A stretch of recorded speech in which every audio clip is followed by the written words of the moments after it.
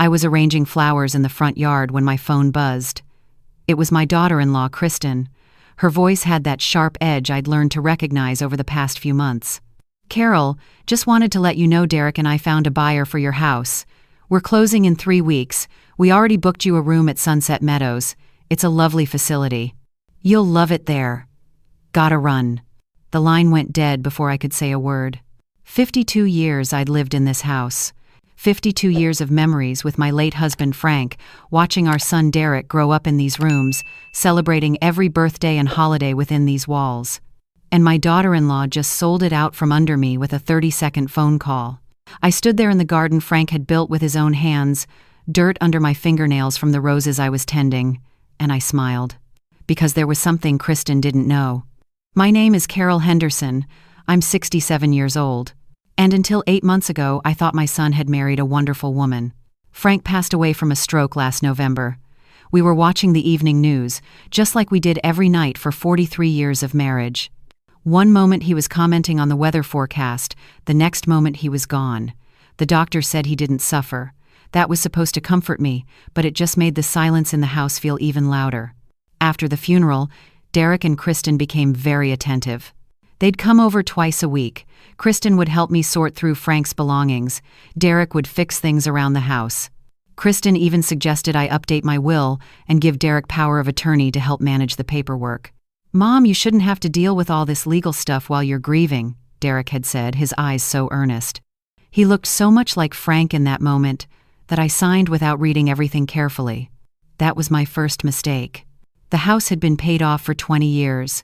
Frank and I bought it in 1973 for $42,000. Now houses in our neighborhood were selling for over $700,000. Kristen had been dropping hints about it for months. "Carol, this house is just too big for you now. All these stairs. What if you fall? And the maintenance, the roof needs work. The plumbing is ancient. Wouldn't it be easier to move somewhere with people your own age?" I'd brushed off her concerns. I wasn't ready to leave the home Frank and I built together, but apparently Kristen had decided for me.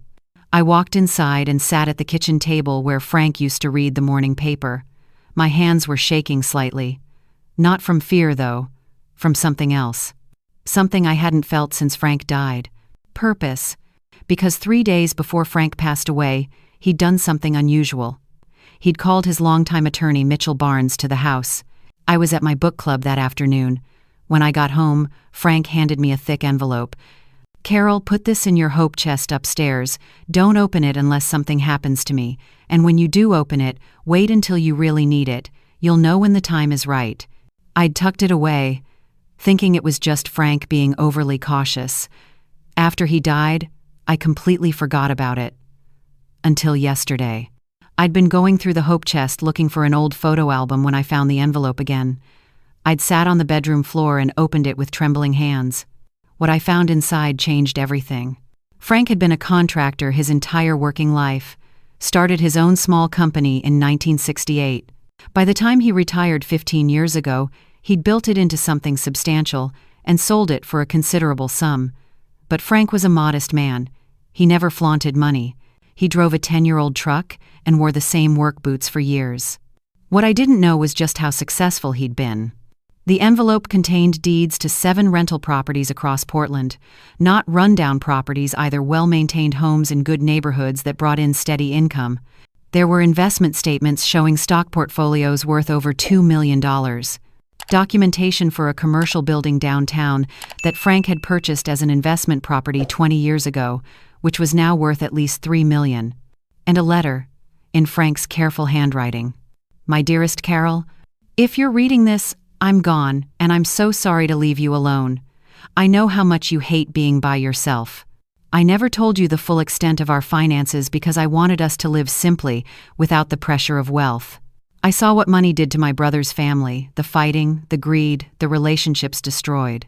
I didn't want that for us. But I also saw something in our son's marriage that worried me. Kristen loves the idea of money more than she loves the work it takes to earn it. I'm afraid that after I'm gone, she'll try to take advantage of your grief and your trust. Everything in this envelope is in your name only. I set it up that way deliberately. Derek will inherit his fair share when you're gone, but not a day before, and certainly not through manipulation. If Kristen tries something and I think she will don't react immediately, let her show you who she really is. Sometimes the people we love need to learn hard lessons before they can become who they're meant to be. The house you're living in? It's not actually ours. I sold it to a trust I created 20 years ago. The trust owns it, and you're the sole trustee. Derek's power of attorney doesn't extend to trust property. He can't sell what he doesn't control. I've left instructions with Mitchell Barnes. He'll know what to do when you're ready. I love you, Carol. You're stronger than you think. Show our son what real strength looks like. Forever yours, Frank. I'd cried reading that letter. Frank had known. He'd seen what I'd been too kind to see, and he'd protected me from beyond the grave. Now, sitting in my kitchen after Kristen's phone call, I pulled out my cell phone and called Mitchell Barnes. Carol! I was wondering when I'd hear from you. Did something happen?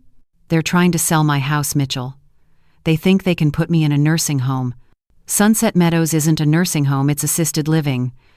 But yes, I've been monitoring the situation. They filed paperwork trying to liquidate trust assets for your care. I blocked it, but they don't know that yet. What do I do? What do you want to do? I thought about Frank's letter. About Derek, the little boy who used to help his father in the workshop, who'd bring me dandelions from the yard, who'd cried at his father's funeral. And about Kristen, who'd swept into our lives 12 years ago with her designer handbags and her talk of investment opportunities. I want them to learn, I said finally. Not by me telling them, by them figuring it out themselves. Mitchell was quiet for a moment. Carol, that's going to be painful to watch. I know. But Frank was right. Sometimes the people we love need to hit bottom before they can stand up straight. We spent the next hour on the phone, planning. The next day, Derek called. His voice was strained. Mom, did you get Kristen's message? About selling my house and putting me in a home? Yes, I got it. It's not like that, Mom. Sunset Meadows is really nice. They have activities and medical staff on call. You'd have your own apartment. I see. And when did you decide this? We've been thinking about it for a while. The house is too much for you to handle alone. This way you'll have help and Kristen and I can finally buy our dream house. It's a win-win. My son, my only child, talking about my home like it was an inconvenient obstacle to his plans. Derek, the house isn't in my name to sell. Your father put it in a trust. I know, Mom. That's why you gave me power of attorney, remember? I can handle the trust on your behalf. He sounded so confident, so sure of himself. Have you already picked out your dream house? I asked quietly. Actually, yeah. It's in West Hills. 5 bedrooms, 4 baths, amazing view. Kristen fell in love with it. We put in an offer contingent on selling your place. They'd made an offer. They were that certain they could take my home. I need to think about this, Derek. Mom, there's nothing to think about. The buyer is ready to close fast. Kristen already has movers scheduled for the 15th. We'll help you pack, don't worry. The 15th? That's 3 weeks away. I know it's quick, but that's how real estate works sometimes. You're going to love Sunset Meadows, Mom. Trust me.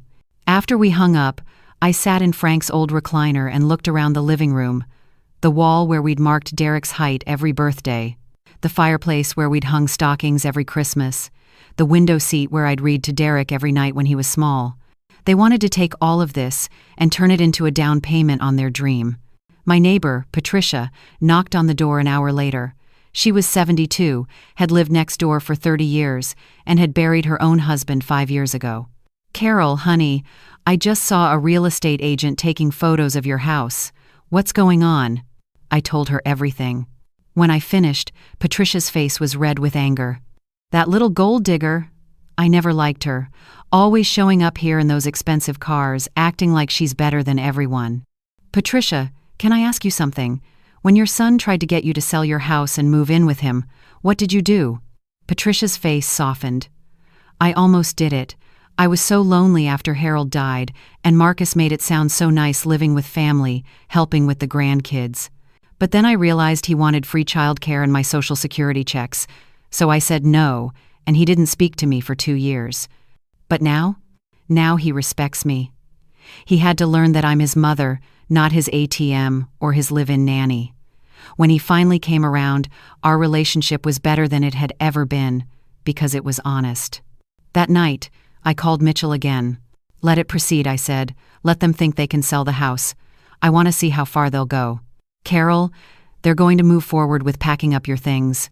Are you prepared for that? I'll manage. Over the next week, I watched my son and daughter-in-law transform into people I didn't recognize.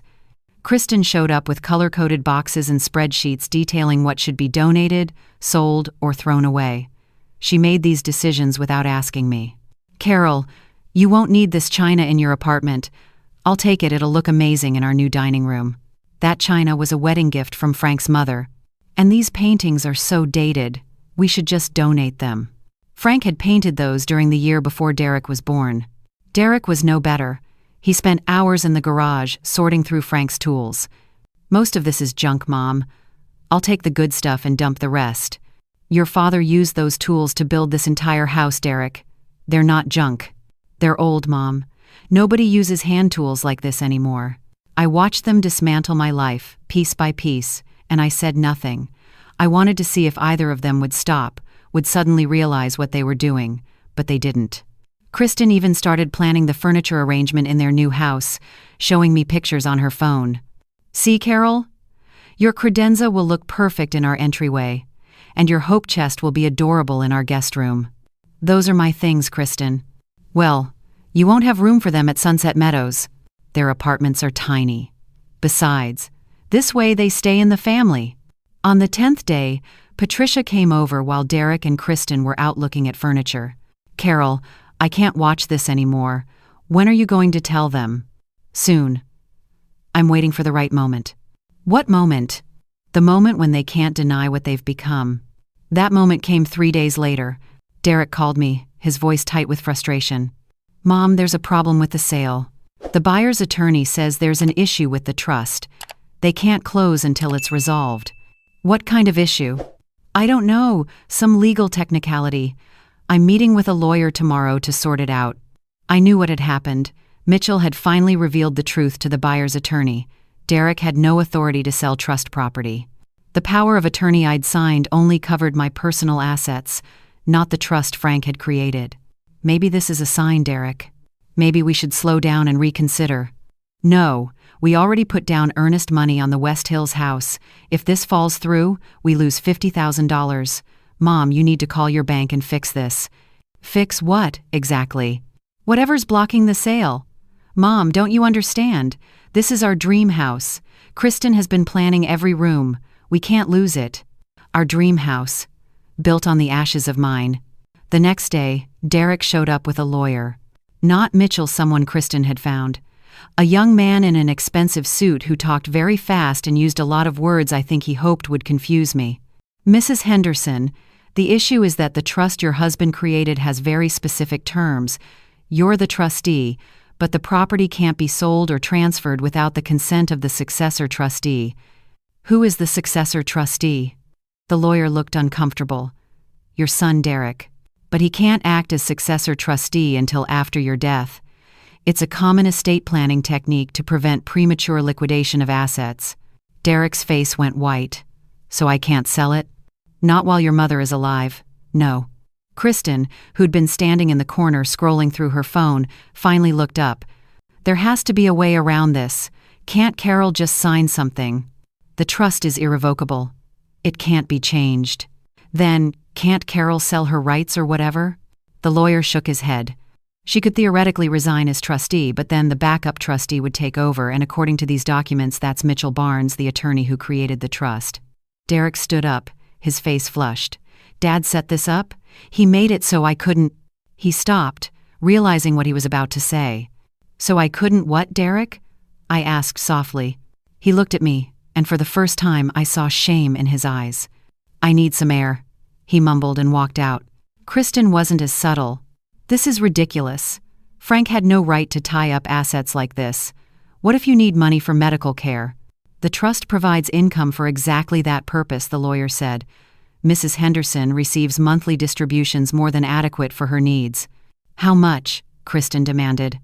That's between Mrs. Henderson and her attorney. Kristen's eyes narrowed. You've been getting money this whole time and didn't tell us?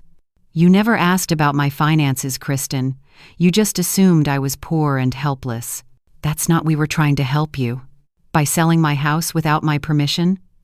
By packing up my belongings and deciding what I do and don't need? You're grieving. You're not thinking clearly.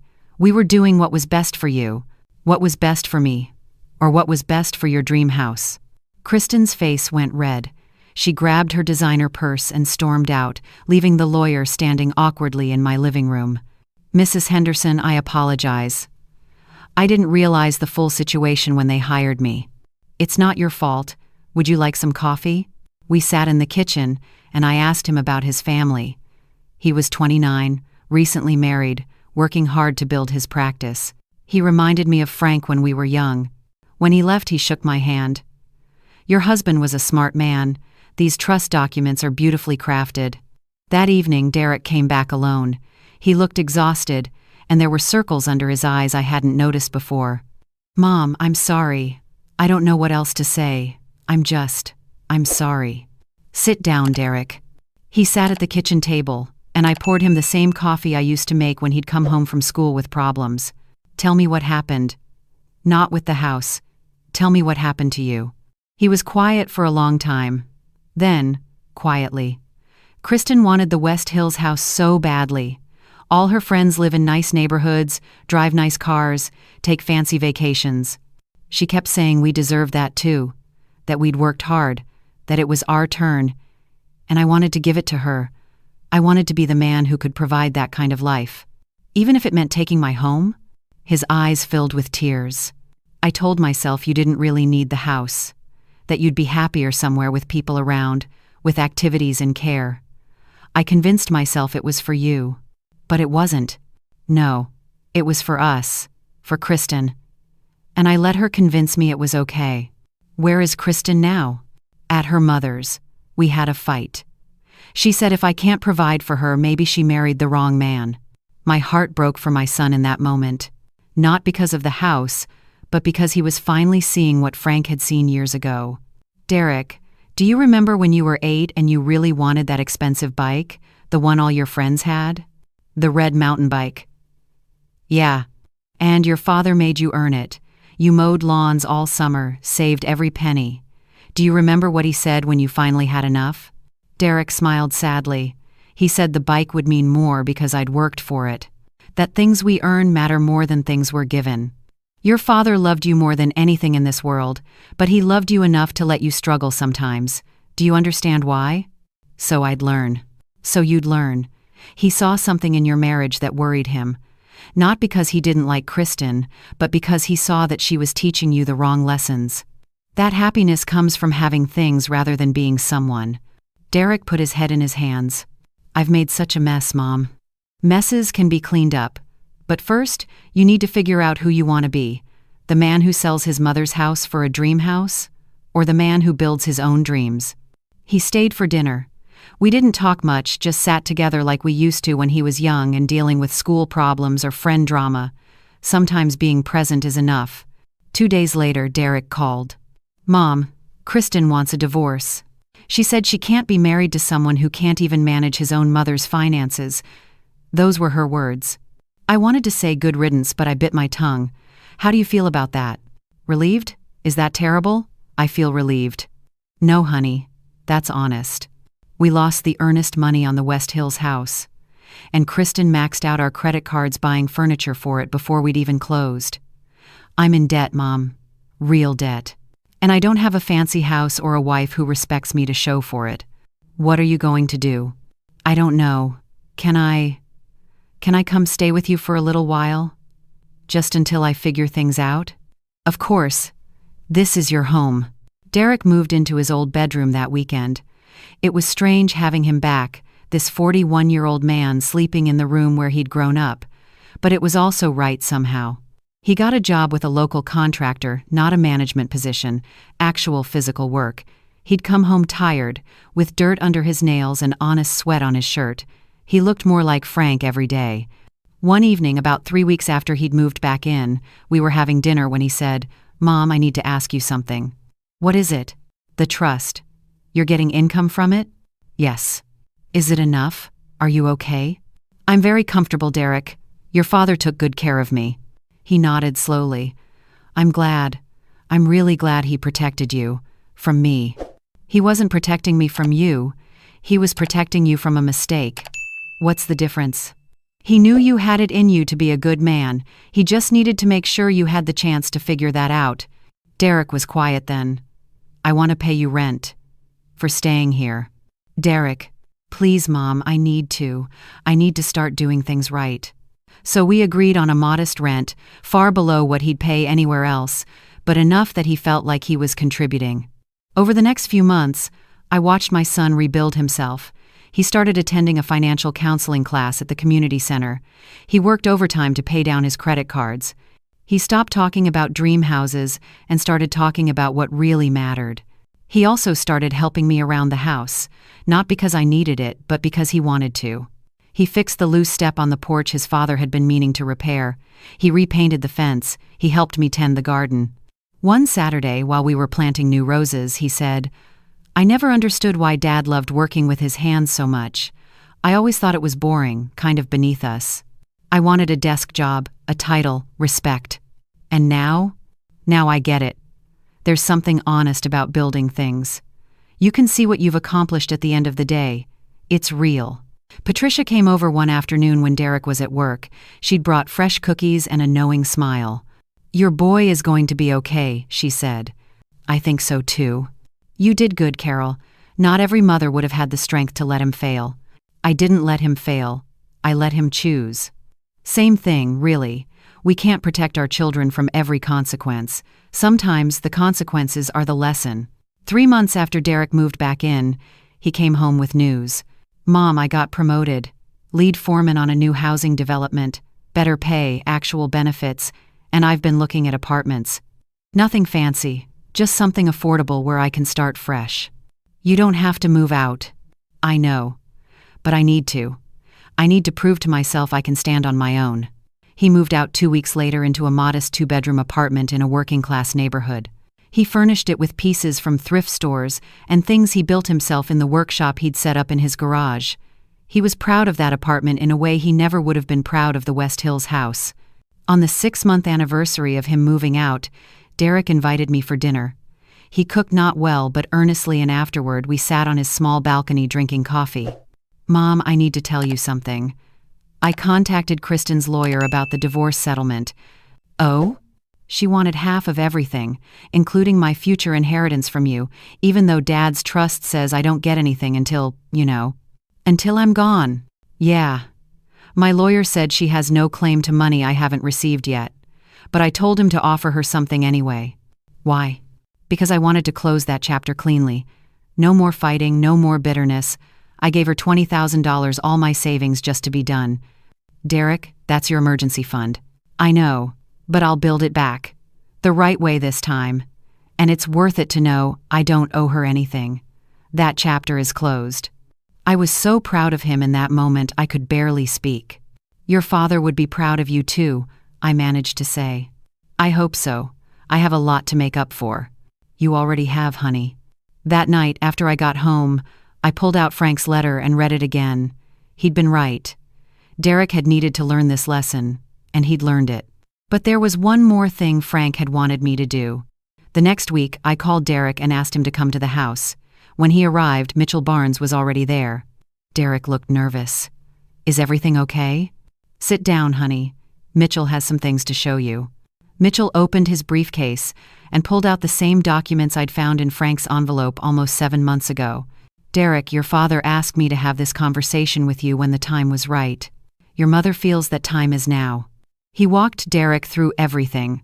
The rental properties, the investments, the commercial building, the full scope of Frank's estate planning. Derek's face went pale. Dad had all this? Your father was a very successful businessman and a very smart investor, Mitchell said. He lived modestly by choice, not necessity. And Mom has been. Derek looked at me. You've had access to all this whole time? Yes. When Kristen and I were trying to sell the house, you could have just told me. I could have. But would you have learned anything? Derek sat back, processing. Then he laughed. It started as a chuckle and turned into a full belly laugh. What's so funny? I asked. I was trying to sell your house to buy a dream house, and you could have bought 20 dream houses without even noticing." "Probably 30, Mitchell said dryly. Derek shook his head, still laughing. "Dad must have known exactly what Kristen was. He protected you from her." "No," I said firmly. "He protected us. You and me both. Because he knew that if I'd just given you money to solve your problems, you'd never have learned to solve them yourself." Mitchell cleared his throat. "There's one more thing. Frank left specific instructions about your inheritance, Derek. You'll receive a lump sum of $100,000 now, and the remainder when Carol passes. But there are conditions." "What conditions?"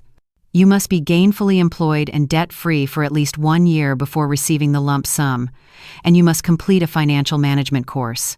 "I've already done that," Derek said. "At the community center." "I know," Mitchell said. "Your mother has been monitoring your progress. She believes you've met the conditions." Derek looked at me with tears in his eyes. "Mom, I don't want the money."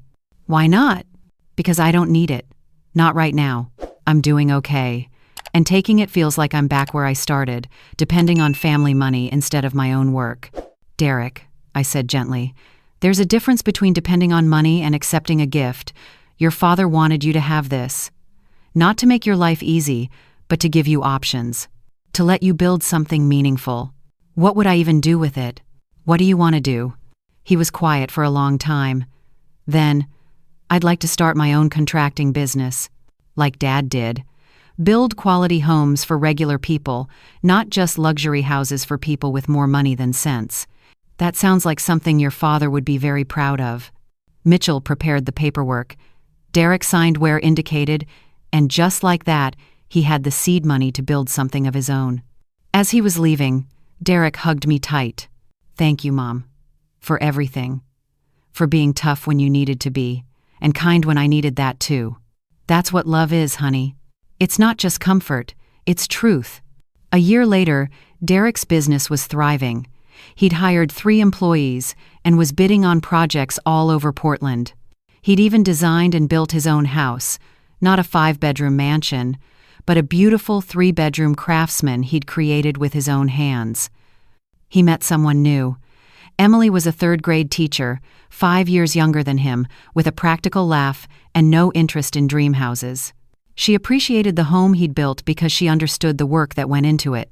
They got married in my backyard, where Frank had planted those roses decades ago. It was a small wedding, 40 people, casual and warm and full of real joy. During the reception, Derek made a toast. "I want to thank my mom for teaching me the hardest lesson I've ever learned. She taught me that real love doesn't enable, it doesn't make things easy. Real love gives you the space to fail and the strength to get back up. Mom, I'm the man I am today because you loved me enough to let me figure that out. Thank you." Everyone applauded, but I was crying too hard to see. Patricia, sitting next to me, squeezed my hand. "Frank would be so proud of both of you." "I hope so.